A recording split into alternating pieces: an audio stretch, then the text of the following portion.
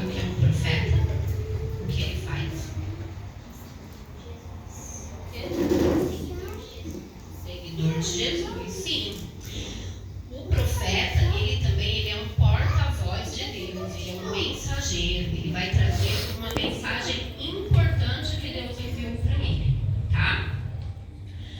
O nosso texto de referência está lá em Amós 3,7, que diz assim: certamente o Senhor Deus não fará coisa alguma sem primeiro revelar o seu segredo aos seus servos, os profetas, tá? Em algum momento da vida de vocês ficam ansiosos, querendo saber o que vai acontecer no futuro? Quando vocês fazem uma prova e a nota não sai na hora, vocês ficam curiosos, não ficam? Querendo saber? Quando chega o aniversário, vocês ficam querendo saber o que vocês vão ganhar de presente? Não? Eu fico. Eu sou igual criança. Eu gosto de ganhar presente. Fico curiosa, querendo saber o que eu vou ganhar. E Deus, sabendo que os seres humanos querem muito saber o que vai acontecer no futuro, Ele sempre mostrou que nós precisamos saber para vivermos bem no presente e para nos prepararmos para o futuro. E foi por isso que Ele não faria nada antes de revelar os seus segredos e planos aos profetas, que Ele, para instruírem todo o povo todo o seu povo, né?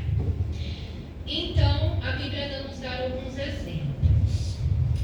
No dilúvio, Deus enviou alguém para anunciar que ia destruir a terra com água. Vocês lembram dessa história? E quem que ele enviou? Quem, Nicole? Noé, muito bem. E quando ele enviou que tinha uma terra, que ele falou que tinha uma terra prometida, que era ir para o povo e para aquela terra de Canaã, ele instruiu quem? Moisés, muito bem, Nicole está afiada. E assim por diante. Quando foi ele enviar Jesus? Antes do nascimento de Jesus, também ele enviou alguns profetas para anunciar como que seria o nascimento, o batismo e até a morte de Jesus, né? Como Isaías, Miqueias e outros profetas também. Já lá no final da Bíblia, João também anunciou como seriam os últimos dias nessa terra. E como que seria a volta de Jesus. Aonde está esse livro? Qual é esse livro que João escreveu? Vocês sabem? É o último livro da Bíblia. Apocalipse, muito bem. Esse é o último livro da Bíblia. E será que vai ter mais algum livro? Que pode surgir uma Bíblia nova com mais alguma coisa? Não, e se surgir é falso, né? Mas não é porque não vai surgir mais nenhum livro na Bíblia que Deus não ia instruir mais pessoas, né? Para nos ajudar com informações importantes. Depois que todos os discípulos de Jesus morreram, os anos foram passando, e vocês sabem o que aconteceu lá no passado? Chegou um tempo que os cristãos foram perseguidos e foram até proibidos de ler a Bíblia.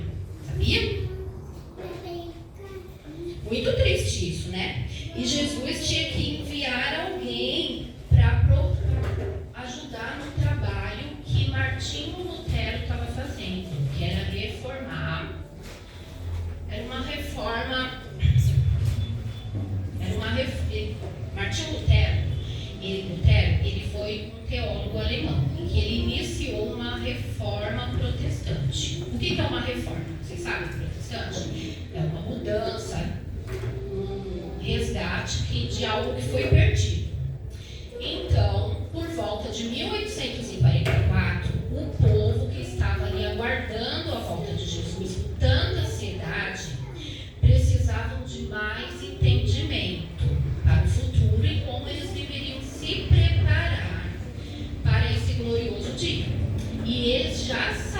eles já não sabiam mais qual era o dia de guarda e foram se perdendo em muitas coisas. Então, Deus chamou uma menina que se chamava Ellen para instruir, para falar para ela instruir o seu povo. Ellen White, isso mesmo. Para instruir o seu povo de como eles deveriam se preparar para a volta de Cristo. Qual era o dia de guarda? A Ellen instruiu em várias coisas que as pessoas já estavam ficando ali perdidas. Entendeu? Aí, no tempo dela, ela trabalhou com o povo dela. Hoje ela não vive mais, ela já descansou. Mas ela também escreveu muitos livros. Eu trouxe alguns livros aqui para vocês verem. Dos livros que tem na sua casa dela, isso. Eu tenho alguns também, ó. Tem esse livro aqui, ele é muito bom. Mente, Caráter e Personalidade, que ajuda o povo a lidar com as suas emoções.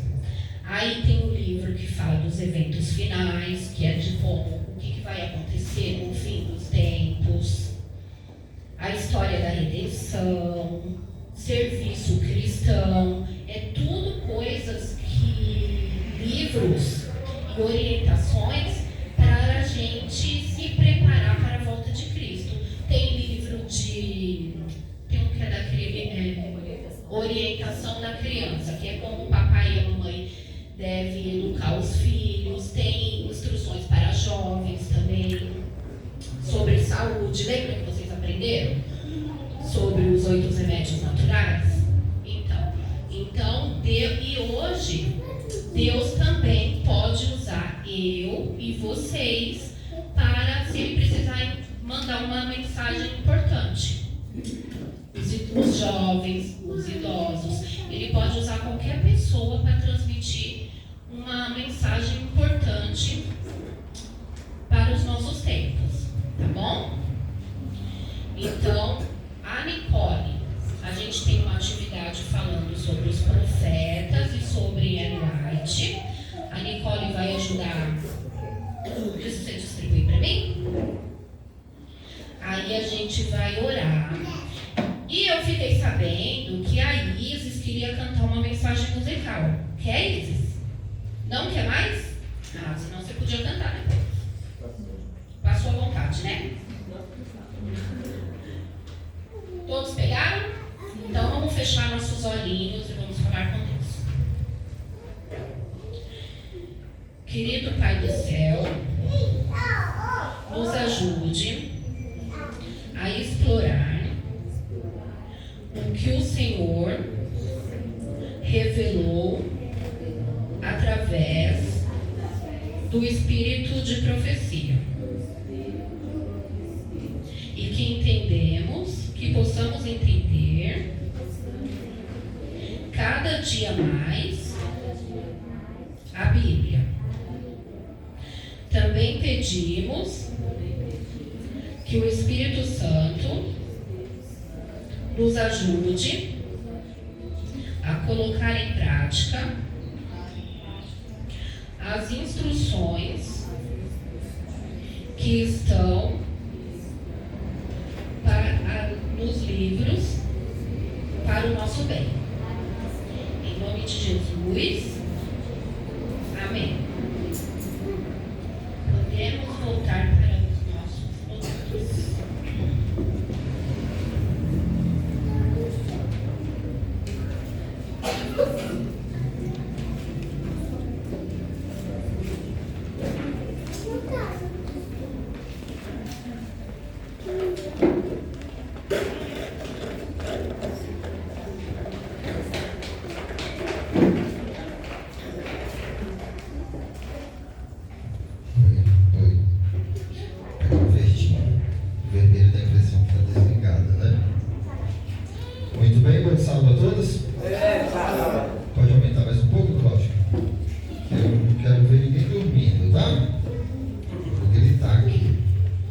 Abra sua Bíblia lá em Mateus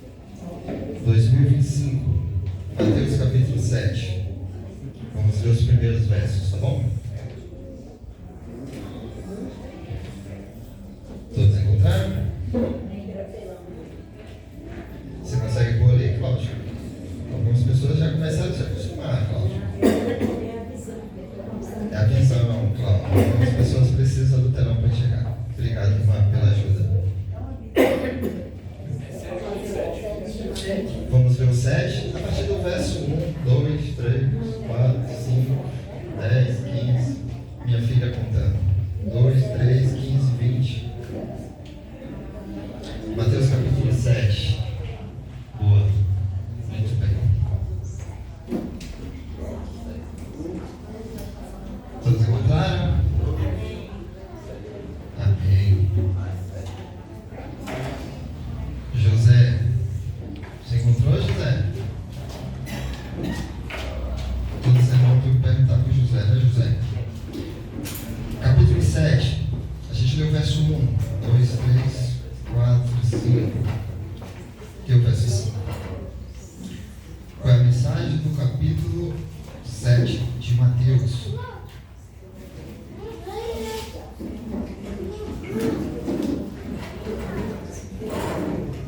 Eduardo, vai para onde? Segura ele aí. Muito bem, todos encontraram? Quero orar com vocês. Feche seus olhos, coloque a mão sobre a sua Bíblia e vamos orar. Querido Deus, gratos somos a Ti pelo privilégio da vida, da escolha, da decisão, do livre-arbítrio. O Senhor tem grande amor para conosco, nos dá o livre-arbítrio, a escolha. E nós queremos escolher estar com Jesus todos os dias. Amém. E que Deus Espírito Santo nos capacite a compreender a mensagem, Mateus capítulo 7. Hoje, neste momento, e que essa mensagem de alguma forma possa fazer sentido às nossas vidas. Dá-nos a Tua paz, a alegria de estarmos aqui na Tua presença, por Jesus. Amém. Amém. Muito bem, Mateus capítulo 7. Vamos ler? Eu vou tentar ler aqui, tá? Verso 1.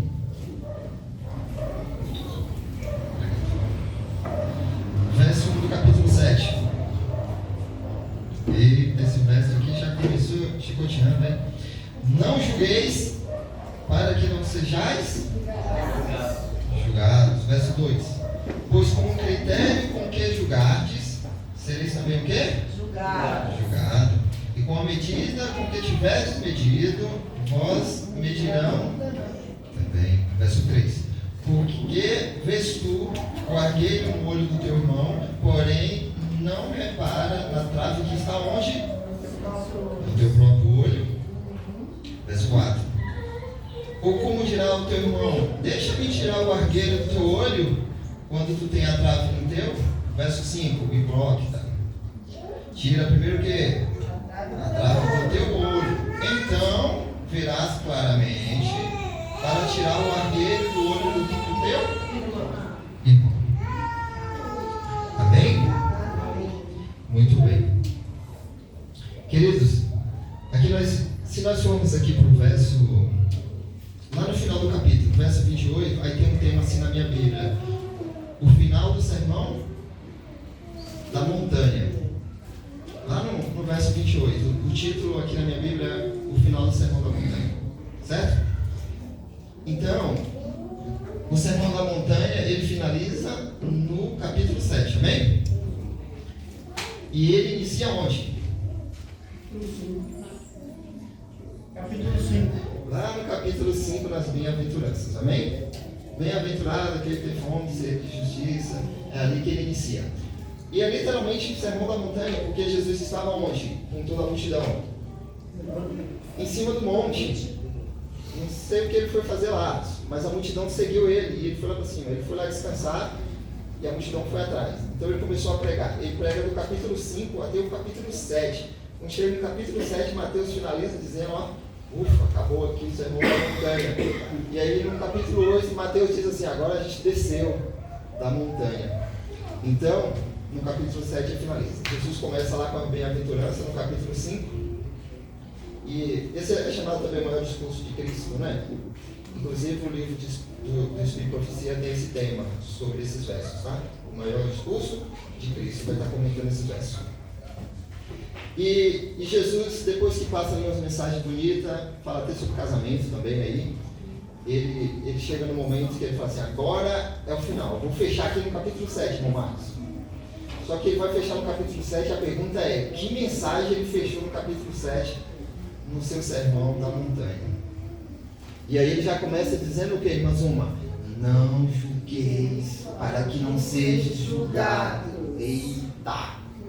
Porque à medida com que você mede alguém, você também será medido. Na verdade, assim, Jesus diz assim, ó, a mensagem é não julgueis.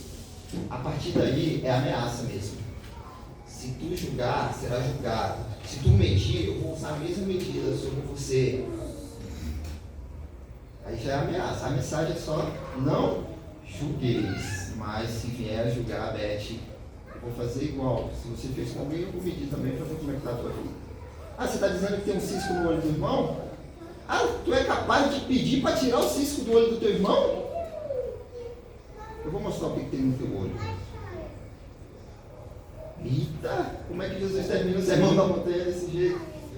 Ele está chicotado. Querido, Jesus aqui não está chicoteando o pecador, tá? Ele simplesmente pega o pecado, que é o julgar, joga no chão na frente de todo mundo e chicoteia ali esse pecado. Irmão, é maldição isso aqui, ó. Não julgue. Jesus escandaliza o julgar na frente de todo mundo. Querido, não deixe isso fazer parte da tua vida. E Jesus explica por quê. Querido, quando nós julgamos, que era aqui uma referência ao um número maior de pessoas ali, que seriam os fariseus, que eram pessoas religiosas, era a igreja da época, eram os seguidores de Jesus, era quem tinha contato com a Bíblia, quem tinha instruções, era quem cria na promessa, era eles que estavam ali. E aí Jesus começa a trazer essa mensagem para quem? Para os fariseus. E ele começa dizendo, não julgueis para não ser o quê? Julgado. Por que Jesus fez isso? Queridos, quando os fariseus, no seu prazer pelas riquezas, pelo luxo, pelos status, eles agora começaram a não conseguir guardar a lei de Deus e não ser obedientes. O que isso tem a ver, Eduardo? Quando os fariseus não conseguiam obedecer a Deus, precisam arrumar uma estratégia para ter paz de espírito. E qual é a estratégia, irmãos? Eles criaram regras que eles vão seguir para passar a impressão de que eles são obedientes e guardadores. Entendeu? Não necessariamente eles se corrigiram e passaram a ser obedientes. O que eles fizeram? Criaram regras e agora eles vão seguir essas regras e vão colocar a impressão de que eu sou um obediente à lei de Deus. Quando na verdade não era. E qual é o problema disso, Adriana? Porque ao invés de eu pegar meu pecado, apresentar diante de Deus e pedir um perdão, o que eles estavam fazendo? Criando um escudo para que ninguém viesse o quê? Ver os seus pecados. Mas ele não queria se livrar do quê? Dos erros. O que eles queriam fazer? Se camuflar. Então qual é o problema do julgar? O problema do julgar é porque eu coloco na minha mente que agora eu sou um guardador, eu sou obediente, porque eu criei várias regras. E quando isso acontece, irmãos, Deus diz, isso é um veneno, Adriana, que mata o amor, a compaixão pelo próximo, a compreensão pelo próximo. Qualquer sentimento bom que tem para com o próximo, o julgar, ele mata, ele destrói. E quando não sobra mais nada entre eu para com meu irmão, e aí eu começo a julgar o irmão, pelo quê? Pelas leis que eu criei, pela régua que eu criei, pelo meu código de ética. Mas isso não tem nada a ver com obedecer a Deus. É apenas esconder os meus pecados para mim conviver com minha própria consciência. E aí entra a questão do julgamento. Porque a Adriana veste roupa colorida, ai credo. Eu jamais usaria roupa colorida para adorar a Deus na igreja. Então isso não é obedecer a Deus, é regra que eu criei para passar a impressão para mim que eu sou obediente. Só que a Adriana não segue. Então o que eu faço? Entrou o que agora? Julgamento. Medindo as pessoas com o parâmetro que eles criaram, e Deus falou, se você começar a medir as pessoas com a sua régua, eu também vou ter que entrar em ação. Então qual é o problema? Por que Jesus joga o julgamento no chão e humilha ele na frente de todo mundo? Porque a pessoa, ela fica camuflada atrás dos seus pecados, julgando um ao outro, achando que ela não precisa ser o quê? Transformada. Essa mensagem do capítulo 7, no finalzinho, Jesus Cristo trouxe a palavra transformação. E quando eu julgo o outro, é porque eu estou preso numa armadilha que eu não quero ser transformado. Então, o julgar a Adriana é simplesmente um fruto de uma planta que está crescendo no meu coração, que não me permite ser o quê? Transformado verdadeiramente obediente a Deus. Isso é o que está por trás do julgamento. Jesus vai chicoteando, dizendo assim, muitas vezes nós vamos lá e falamos, irmão, tem um cisco no seu olho, deixa eu tirar para você. Olha a capacidade que existe em nós de tirar um erro que existe no caráter do irmão Marcos. Já pensou se eu realmente tivesse esse poder? E Deus fala, querido, você tem um defeito maior ainda no teu caráter, e você nem sequer está preocupado pedindo uma transformação, e você quer transformar o outro. E pelo contrário, não pediu nem para orar, pediu para que você transformasse o caráter dele. É Deus quem opera em nós tanto querer quanto o efetuar. O transformar é função de quem? Do Espírito Santo. E por que Jesus humilha o julgar? Porque quando julgamos, nós tomamos o lugar da pessoa mais preciosa do universo. Quem é? Deus. Jesus recebe o poder de julgar de Deus. Foi-lhe dado toda a autoridade. E quando nós julgamos o irmão, eu julgo a irmã Esther pelo erro de caráter dela, Jesus fala assim, quem está tomando o meu lugar? Quem deveria estar julgando ela não é eu, que tenho toda a autoridade? Então julgar o próximo significa tomar o lugar de quem? De Deus. De Deus. Tiago escreve bem assim, queridos, não julgue o seu próximo, não julgue o seu irmão, porque o verdadeiro juiz está às portas. Ou seja, de quem é o poder de julgar? É de quem? Do juiz. E ele está voltando. E nós precisamos estar preparados. Pelo contrário, nós estamos tomando o lugar de quem?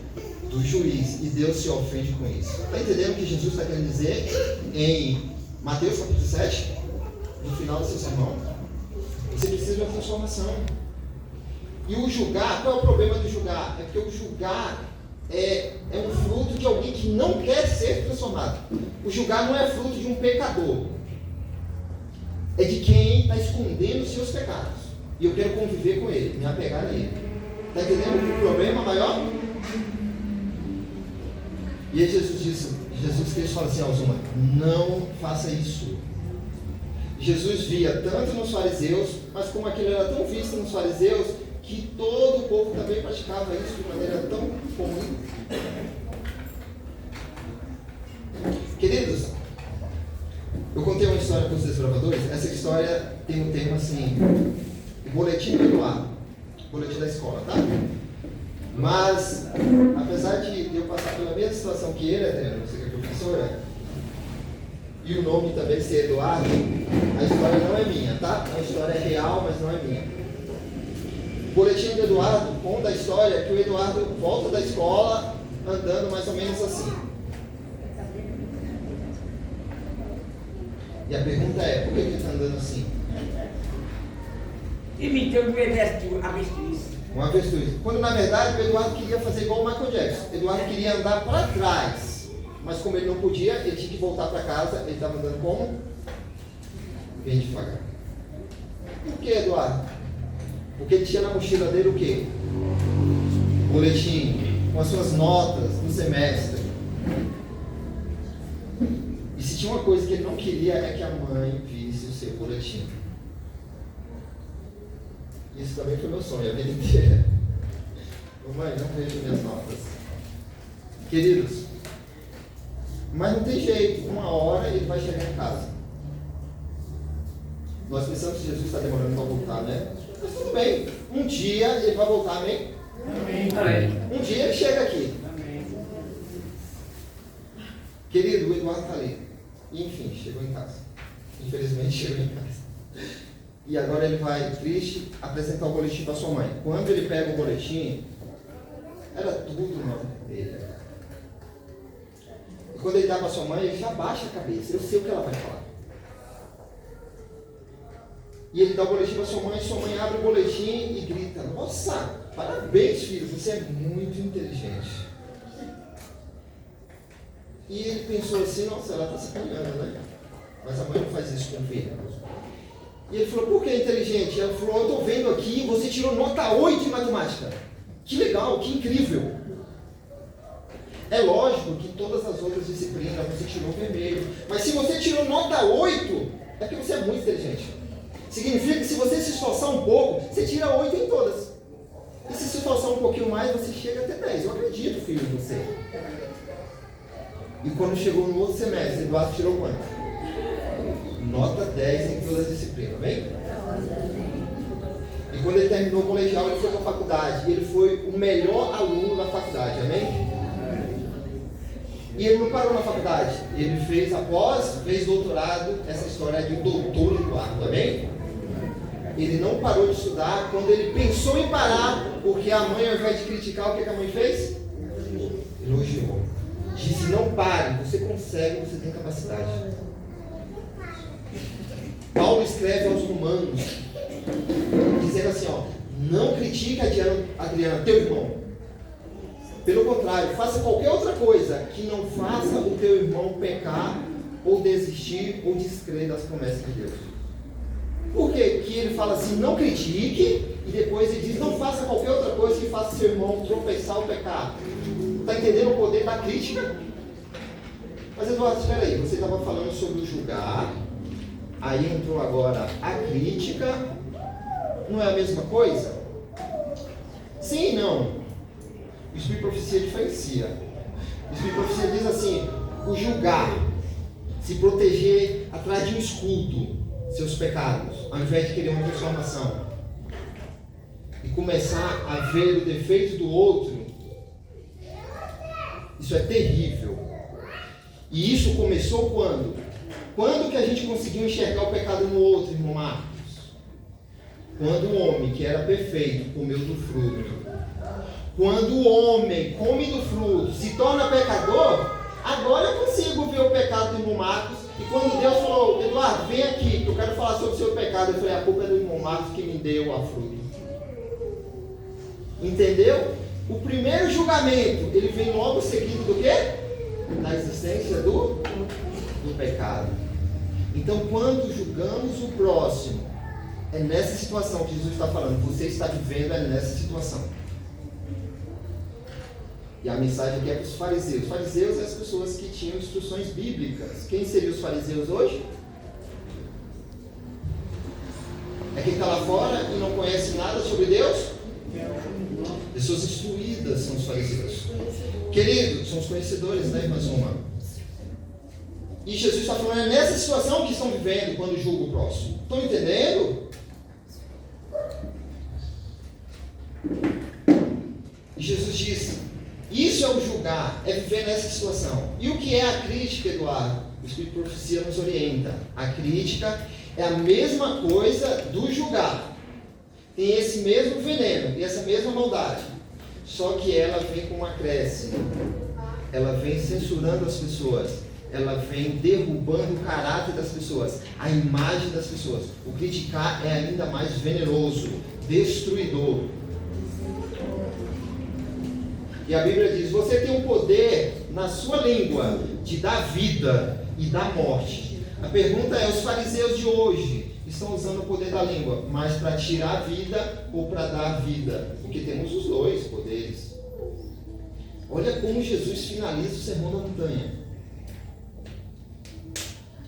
E quando a gente pensa que de fato acabou, Jesus Cristo fala assim, ó, não dei aos cães e aos porcos pérolas. O que significa isso, Eduardo? Não dê coisas valiosas para quem não vai usar. De que adianta pérolas no chiqueiro ali do porco? É tão valioso aquilo, aquele porco poderia morar em qualquer lugar com aquele valor, mas ele continua morando onde? Na lama. Não dê pérolas, coisas valiosas, irmão Marcos, a quem não dá valor. Não dê coisas preciosas, Beth, a quem não vai dar a mínima para ela. esforçou tanto para entrar numa empresa, aprender uma profissão, deixar de ser uma orelha seca e passar a ser um profissional de verdade, e você já trabalha na empresa há muito tempo, e cada ano que passa você se especializa naquilo, e você é o cara naquilo que você faz. Mas quando entra a nova juventude de hoje, e você vai querer ensinar o mesmo, e você está passando algo tão valioso que você lutou para aprender, e eles não estão nem aí. Acontece isso na sua empresa? Você passou por isso? Está passando com o seu filho? Com o seu neto? Lutamos tanto por um sapatinho na nossa época. Hoje as crianças têm vários. Dão valor? Jesus está falando, não dê coisas valiosas a quem não se importa. Não dê o único livro que transforma a vida. O que diferencia isso aqui dos outros livros é que esse transforma a vida. Não dê para quem não quer ser transformado. É melhor que eles não tenham contato com isso aqui. Não dê coisas santas, sagradas, para porcos. Porcos e cães é simbólico da época de coisas imundas, profanas. Não dê isso para esse tipo de pessoas, imundo, profano. O que significa? Pessoas que não querem de fato ser o quê? Transformadas. E que tipo de pessoas, Eduardo, não querem ser transformadas? Aquela que se esconde atrás do escudo. E aí eu começo a julgar os outros. Eu escondo meus pecados. Eu não quero apontar ele, nem que ninguém veja, nem que tampouco Deus veja. Sabe aquela pessoa que para se sentir grande e crescida na vida, como eu não consigo crescer, o que eu faço? Eu diminuo o Adriano. Agora sim eu me sinto maior.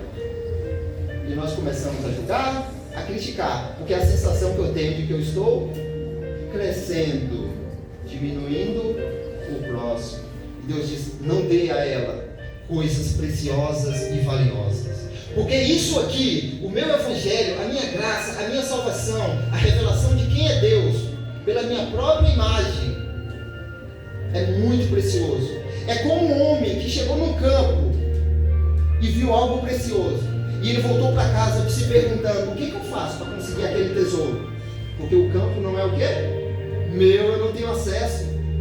Eu não posso ter aquilo que é tão precioso. E o que aquele homem faz? Jesus disse, ele foi para casa, vendeu roupa, vendeu tudo que tinha, vendeu o carro velho, vendeu a fazenda, para comprar aquele campo. E quando ele conseguiu comprar o campo, ele ficou feliz. Por quê? Agora eu tenho o maior tesouro. Jesus está dizendo que ele busca pessoas, no capítulo 7, que olha para as escrituras, para a graça e a salvação, e diz assim, eu quero isso, nem que eu tenha que perder tudo na minha vida.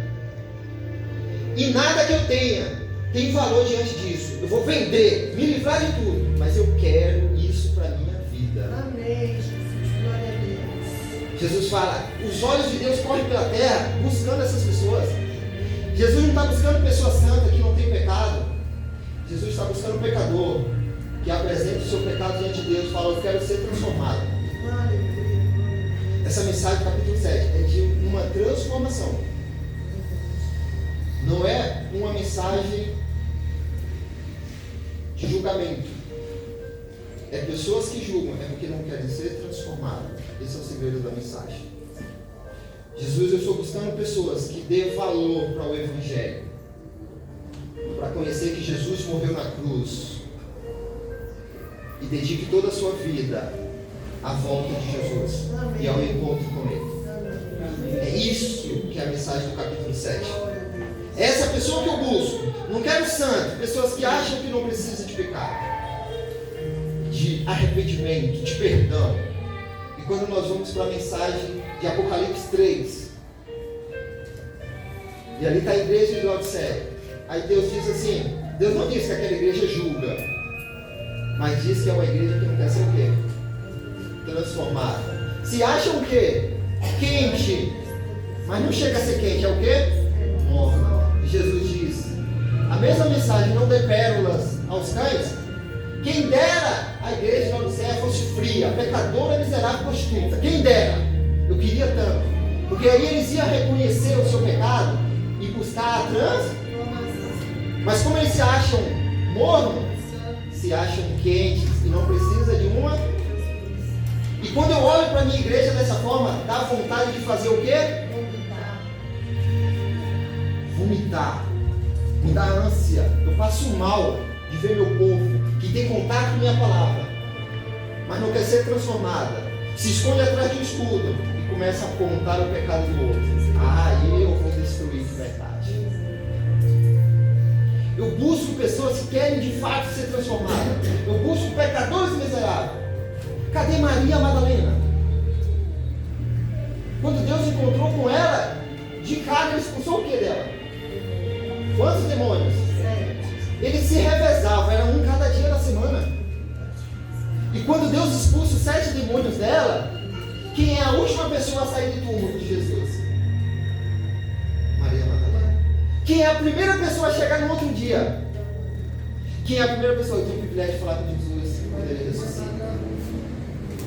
Não é que Jesus não quer o pecador, pelo contrário, a pessoa que ele mais quer não é as pessoas que têm contato com a Bíblia e não querem ser transformadas. A pessoa que ele mais quer, pecador miserável mesmo, mas que querem chegar ao arrependimento. Amém. Quem era o maior inimigo da igreja de Deus, aquele mais temido. Cadê Paulo? Que era o Saulo, né? E Jesus fala, não precisa salvar esse cara. Jesus condenou ele pela morte de Estevão, pelos seus pecados. Jesus foi atrás dele. E quando ele entendeu e aceitou, o que Jesus fez? Transformou no quê? Transformou no Paulo. Pode-se dizer que foi igual ou maior que Jesus em questão de evangelismo. Pregou o evangelho sozinho para o mundo inteiro, Paulo. A missão que é para toda a igreja, todas as associações mundiais. Tudo bem que tem mais pessoas hoje, né? Mas Paulo fez o quê? Sozinho. Que cara extraordinário. É porque Deus não ama um pecador? Ele busca, o pecador de verdade, mas que tem um requisito, qual é? Quer de fato ser o quê? Mas não tem valor para mim uma igreja que tem contato com isso, mas não quer ser o quê? E por trás ainda tem um julgamento no meio deles. É isso que eu quero? Uma igreja como essa? É como jogar pérolas preciosas ao quê? E por que não deis pérolas aos porcos? Porque os porcos vão começar a pisar e profanar aquilo que é tão sagrado. Aí entra o perigo. Porque ninguém vê algo brilhando no meio dos porcos, vai pensar, aquilo é valioso. Adriano, não vai pensar. Vai pensar o quê? Não vale nada tanto quanto os porcos. Então vocês estão pegando a coisa mais preciosa que eu dei. Eu estou apontando para a Bíblia, mas é a graça, a salvação e também Deus se revela através da palavra, não entendendo, né? E vocês estão profanando. Ninguém hoje que quer buscar a salvação fala assim, deixa eu ver quem tem a Bíblia, porque eu sei que esse tipo de pessoa realmente vai me mostrar que a Bíblia transforma. Se você está com a Bíblia e não é transformado, as pessoas vão se atrair por esse tesouro. Ele não vai ter tanto valor quanto as atitudes que nós temos. Olha como Jesus finaliza o sermão da montanha. Mas, de fato, Jesus precisa deixar claro que aqui não é a falta de amor pelo próximo de Deus. Pelo contrário, é porque Jesus está buscando pessoas específicas. Ide, portanto, todo mundo pregar o Evangelho. Parece que contradiz nessa mensagem. Prega para todo mundo, todas as línguas. E agora Jesus não dê pérolas aos povos. Não é que Jesus está fazendo acepção de pessoas. É que ele fala assim, eu preciso de pessoas, eu quero salvar todos. Mas quem eu estou buscando? É aquela que tem um requisito. Qual é? Pecador que quer ser transformado. Não pecador que esconde o seu pecado. Porque todos nós somos salvos pela graça. Mas Deus só dá a graça através do livre arbítrio. Por mais que eu queira salvar a Adriana, eu só consigo perdoar e a graça fazer sentido para ela, se ela permitir. Por isso eu busco quem quer. O reino de Deus é para quem quer. Eu morri por todo mundo, mas vai ser salvo quem de fato quer.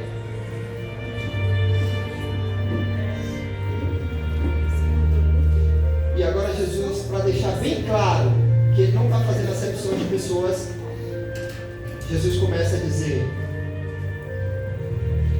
você já viu um pai passar por um filho com fome e virar as costas para ele? Jamais. Vocês, fariseus miseráveis, julgadores, passaria por seu filho com fome,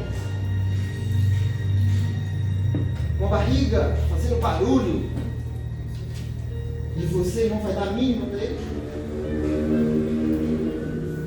Eu passei lá no Vila Mariana e eu consegui ver assim algumas pessoas que moram na rua sendo jogadas de lá para cá. Eles começam a sujar todo o ambiente, a prefeitura entra, vem a polícia, tira todo mundo, eles vão para outro lugar, depois eles voltam. A polícia cerca o local com grades para eles não entrarem. Incomoda todo mundo, e aí a comunidade fica aterrorizada e começa a ter roubo, e eles são jogados para lá, jogados para cá. E eu passando ali vendo isso todos os dias. Mas quando eu olho para uma criança da idade da minha filha, 2 anos e meio, 8 horas da manhã, descalça, no frio, no meio de toda aquela bagunça, na maior inocência, no dia tomaram café da manhã, no meio do nada, cadê o pai dessa criança? É possível que o pai dela passe por ela com fome e não dá comida para ela? A pergunta é: por que vocês pensam que Deus é capaz de fazer isso? Ah, Eduardo, eu não penso, pelo contrário, eu prego só o amor de Deus. É, filho, mas a tua atitude não mostra isso. Porque quando tu está sofrendo em casa, tu não busca Deus com fé de que Deus vai me responder. A nossa falta de fé, irmão, não faz simplesmente Deus dizer: não, você não teve fé, não vou te conceder. A nossa falta de fé incomoda Deus. A nossa falta de fé agride o coração de Deus. Por que vocês acham que um pai não daria comida para o filho? E por que vocês é capaz de pensar que eu não vou te ajudar? Por que, Adriano? Por que eu vou ficar aqui vendo teu sofrimento de madrugada e tu acha que eu não vou te ajudar? Eu sou tão ruim assim?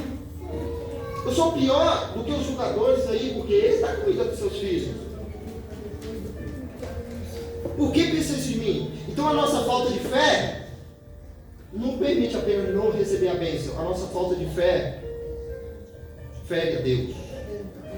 Deus tem tanto amor por nós. Quando você não peca, o sol não brilha. E quando você peca, eu não mando o sol de novo. E quando falta água, eu não mando a chuva. Minha bondade não te acompanha todo dia, Beth.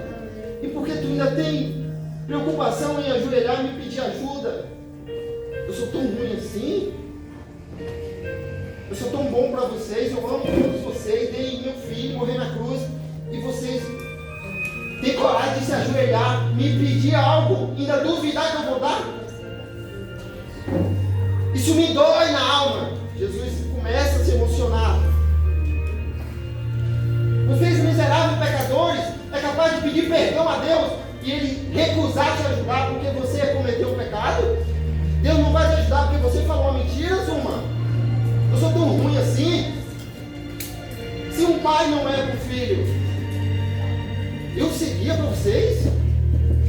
Meu amor é incomparável. Aqui, querido, Jesus está querendo falar do amor de Deus.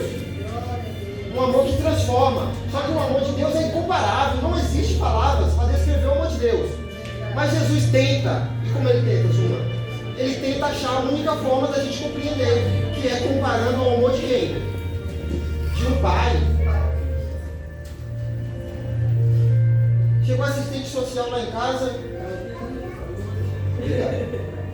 A assistente social falou: mamãe, você tem quantos filhos? Minha mãe falou: eu tenho 10. Tem que dar uma folga também para minha mãe, 10 filhos é mais. E a assistente social falou: qual é o nome deles? Eduardo, Valdir, Valdeci, Manuel. E ela foi anotando. A moça: beleza. Irmã, na verdade a senhora tem 8. 9. Deu 9 aqui. Ela: não, mas eu tenho 10. E a mulher: não, mas tá aqui, repete de novo. Minha mãe falava. Deu quanto agora? Deu 9. Ela falou: não, irmã, a senhora só tem 9. Ela: quer saber mais que eu tive 10 filhos. E no final das contas faltou a Ivanete. Quando a Ivanete soube disso, ela brigou dizendo: mãe, você se esqueceu de mim? Jesus disse assim: é capaz de uma mãe esquecer da criança de colo, que ela amamenta e depende todo momento? E ela começa a soluçar e eu tenho que pôr blusa de frio, porque ela não consegue se aquecer sozinha? É capaz de uma mãe fazer isso, mãe? Mas ainda que ela fizer isso, eu não me esquecerei de vocês. A Bíblia diz: Deus se esqueceu de Sião, e a resposta foi: nunca, filho, eu esqueci de você. Pelo contrário, cada um de vocês está cravado aqui na minha mão, o nome de cada um que eu tenho aqui. Amém? Amém. Mas por que você se ajoelha para orar com dúvida de que eu vou te ajudar? Então essa mensagem do capítulo 7, além de ser forte, Jesus busca quem de fato quer ser transformado. E quando de fato tu quer ser, Ele fala: eu nunca vou negar nada para você. Eu te perdoo. Ah, meus pecados é preto, eu transformo, filho. Vai ficar branco como malandro. Ah, é vermelho. Para mim não importa, filho. Isso não impede, porque a minha graça é maior do que seu pecado. Mas quando tu não quer ser perdoado, eu não posso fazer nada. Pelo contrário, está profanando aquilo que é santo se você se colocar diante dele. Eu quero de fato pessoas que querem ir para o céu, e eu quero estar com ela eternamente. E por mais que a mãe se esqueça, eu nunca vou me esquecer de cada um de vocês do alto. E para não deixar sombra de dúvida do que Jesus de fato queria falar, que não era falta de amor pelo pecador, pelo contrário, era excesso demais. E Jesus diz assim: ó, se me buscares, a igreja do alto, pecador, Jesus responde: me deixarei ser achado. Amém? Só que isso não deixou tão claro. Aí Jesus diz assim: ó, se pedires, a igreja do alto, eu como Deus vou conceder. Amém? Amém. E ainda não ficou claro, Jesus disse pela terceira vez, para assim, para o amor de Deus lá para cima, porque o amor de Deus não pode ser falado em palavras. Se buscar, se bater, eu prometo que eu vou abrir a porta. Amém? Aleluia. Amém. Eu preguei há 3 sábados atrás, e Deus fez a promessa para Salomão, lembra? Se você ser fiel à minha lei e obediente, nunca vai faltar filho teu. Então tudo que Deus falou em Salomão no sonho era assim: se tu fizer, eu farei bênção para a tua vida. Quando chega neste momento, no capítulo 7, Jesus não deixa claro nenhuma exigência. Deus te ama tanto, filho, que é só busque. Ele promete que tu vai achar. Pede, Ele promete que Ele vai te dar. Bate, Ele promete que Ele vai abrir a porta. Independente de quem tu seja e de qual é a tua história. Eu quero estar contigo e acabou. Aquele que habita no esconderijo do Altíssimo, na sombra do Onipotente descansará. O descansar não tem a ver com dormir, tem a ver com de fato ter paz. O mesmo salmista disse no Marcos: 1 hora na presença de Deus, eu troco por 1000 anos na terra de vida.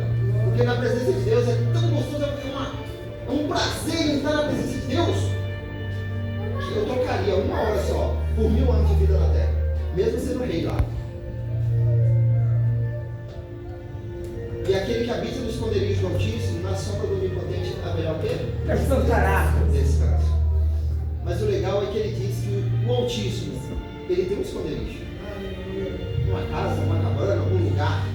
De fato, ele queria dizer na intimidade de Deus, no cantinho onde ele está. E qual é a outra verdade, Adriana? Aquele que habita no esconderijo do Altíssimo. Sabia que é possível você habitar lá? Na intimidade de Deus, no cantinho? Se bater onde, tu acha? Se você cansou, irmão Marcos, de buscar, Deus disse: eu vou te fazer achar. Se você cansou de pedir, Jesus falou: eu vou te dar.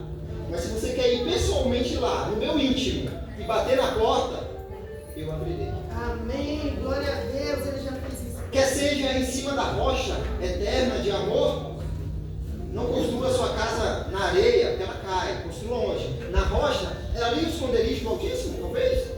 Na rocha eterna de amor? Jesus diz: se bater lá na rocha eterna, Deus promete que há. Independente do que você faça, não tem requisito. O único requisito: Se você diz sincero, de coração, eu quero ser transformado em uma dos meus pecados.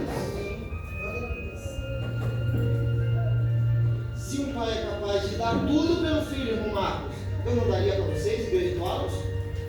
E é engraçado que Deus diz, como o filho está com fome, o pai não daria pão? E agora a igreja do Alamos, quando está com fome, Deus diz o quê? Eu não daria pão? Sim. Não. Eu não daria roupa? Não. Não. Eu não lhe daria casa? Não. Eu não lhe daria meu espírito? Jesus mudou de assunto agora? Calma aí, ficou complicado. O maior dom que Deus poderia dar ao ser humano, o Espírito Santo. Amém. Quando eu tinha 10 anos de idade, já contei isso com os irmãos. O Espírito Santo chegou a mim e disse assim: Eduardo, Jesus Cristo morreu por você. O que você vai fazer em troca? E eu respondi: de fato, eu preciso fazer algo. E o que eu poderia dar em troca? E o Espírito Santo diz: você precisa dar a coisa mais preciosa, Adriana, que você tem. E eu, como criança, me perguntei: o que seria tão precioso? O que eu tenho no cofrinho, nos brinquedos? E o Espírito Santo deu risada e diz: a coisa mais preciosa, irmão Marco, que você tem, Eduardo, é a sua vida. Com 10 anos de idade, eu disse: a partir de hoje, minha vida pertence a Deus. É a coisa mais preciosa que Deus queria de mim, é a minha vida, então pertence a Deus. E agora ele diz no capítulo 7: irmão Marcos, se um pai vê o filho com fome, ele não daria o pão? Se a igreja do Álamo, se estiver com fome, eu não lhe daria o meu espírito? Por que Jesus disse o espírito? Porque com o Espírito Santo, todas as outras coisas são acrescentadas. Por que Jesus disse o Espírito Santo, irmão Marcos? Porque quando ele pediu o melhor e mais valioso para Eduardo, ele retribuiu e falou: Eduardo, pode vir do jeito que você está. Eu vou te dar, não é um pão de cada dia, não é uma casa, um carro, uma filha. Eu vou te dar o meu espírito, eu vou te dar o melhor que eu posso, eu vou te dar a minha essência para habitar dentro de você, eu vou te dar o meu caráter. E ele vai te transformar de tal forma que vai suprir todas as tuas necessidades. E vai te dar no final a eternidade. Tu nunca mais vai envelhecer, nunca mais vai morrer. Eu vou morar contigo para sempre. Eu vou te dar a minha essência, irmão. É o que eu tenho para te oferecer. Pode ser o maior pecador de todos. Jesus está querendo deixar claro que Jesus não está fazendo acepção de pessoas. Pelo contrário, ele está buscando quem de fato quer ser o que é transformado. E se você quer, ele diz: eu vou te dar o meu melhor, que é o Espírito Santo transformador. Sabe aquelas pessoas, irmão Marcos, que está passando por problema? Aí vai até o Eduardo, e o Eduardo fala assim: eu vou falar em nome do Espírito Santo agora na tua vida. E eu falo: vai lá, faça isso com tua esposa, que ela nunca mais vai fazer isso. Deixa a toalha molhada em cima da cama. E aquela pessoa que veio falar com o Eduardo, ela sai com ódio no coração ainda maior, além de triste. A pergunta é: o Eduardo de fato falou pelo Espírito Santo? Porque quando falamos pelo Espírito Santo, qual é o fruto que flui no coração da outra pessoa? Amor, bondade, longanimidade, perdão, mansidão. Tudo aquilo que quando eu crio regras para mim e começo a julgar a Adriana, morreu para mim. E eu não consigo ter essa compaixão com a Adriana, por isso eu julgo. Então Jesus agora retribui aquele que julga a essência de volta. É o fruto do Espírito Santo, meu filho, que tu precisa. A compaixão para com o próximo. Agora, quando viu o miserável depressivo, que é o que mais temos na nossa sociedade, quando ele se achegar a você, quando você começar a falar com o poder do Espírito Santo, filho, eu vou te usar como instrumento. E as suas palavras vai sair poder do Espírito Santo. E quando entrar no ouvido, irmão Marcos, quando entrar na mente do pecador miserável, aquilo vai regenerar o coração, vai aliviar a dor e vai transformar as pessoas. Não porque você falou da Bíblia, simplesmente porque você abriu a boca e a essência de Deus estava sobre você. E as pessoas vão se curar ao falar com você. É isso que eu busco. Pessoas que querem ser transformadas e mais, ser instrumento de cura para todo o pecado da humanidade. Porque o Espírito Santo, a minha essência, habitará em vós. É o que eu tenho para oferecer àqueles que querem ser de fato transformados. Sinceros de coração, contritos de espírito. Aqueles que de fato não quer apenas o pão, mas entende que o verdadeiro pão é o Espírito Santo. O verdadeiro pão que alimenta é Jesus.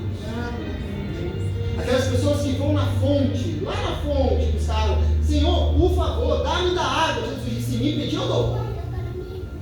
Se me buscar, acha a fonte. E se bater na fonte, eu abro a porta. Eu só preciso de pessoas que querem ir até a fonte da água da vida, que querem se alimentar do pão da vida, que é Jesus, que querem habitar no esconderijo do Altíssimo, na rocha eterna de amor. É isso que eu busco. É a mensagem final do Sermão da Montanha. E Deus de fato tem falado muito comigo, irmãos, com essa mensagem. Coisas drásticas o Eduardo tem que fazer. Mas tem coisas também que só precisa ter alguns ajustes. O Espírito Santo é muito cobrado. Mas de fato precisa de uma transformação. E se de alguma forma o Espírito Santo tem falado com você, que qualquer decisão tomada diante dessa mensagem, Deus possa te abençoar. Abençoar a tua casa, abençoar todas as pessoas ao seu redor. Amém? Que Deus nos abençoe. A mensagem será completada agora com o irmão Boss, que estará cantando aqui. E eu peço aos irmãos que meditem na letra dessa música.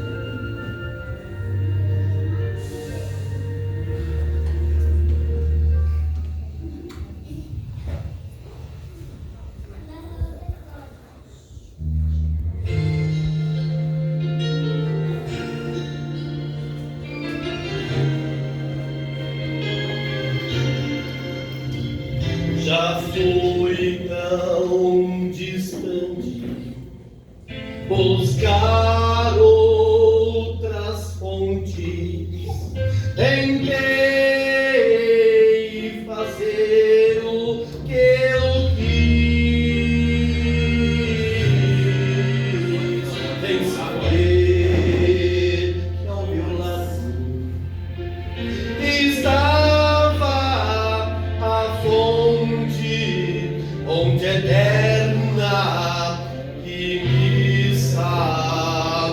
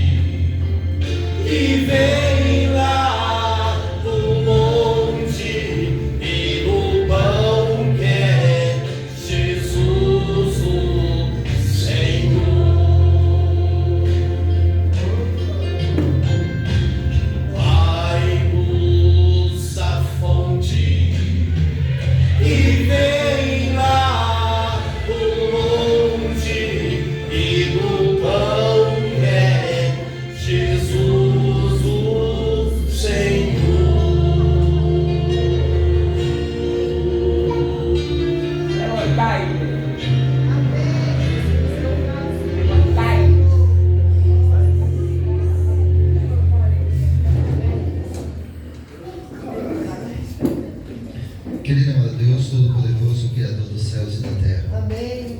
obrigado Obrigada. por tudo que o Senhor tem feito em nossas vidas, porque todos os dias a tua bondade nos acompanha. Amém. Que o Senhor possa nos dar da fonte Ele vem lá do monte. que vem do monte, Aleluia. nos dá do pão eterno, Jesus Cristo, Aleluia. o maior de todos os dons, o Espírito Santo a nós, Amém. nos tornando verdadeira testemunha de que a tua palavra é transformadora, de que a tua palavra é a única esperança para a humanidade, de que a única riqueza que nós temos, o maior tesouro da terra é a tua palavra, e que nós possamos ser com a nossa vida, com as nossas atitudes, a verdadeira testemunha de que isso é real. E isso te pedimos por Jesus, nosso Salvador. Amém. Amém.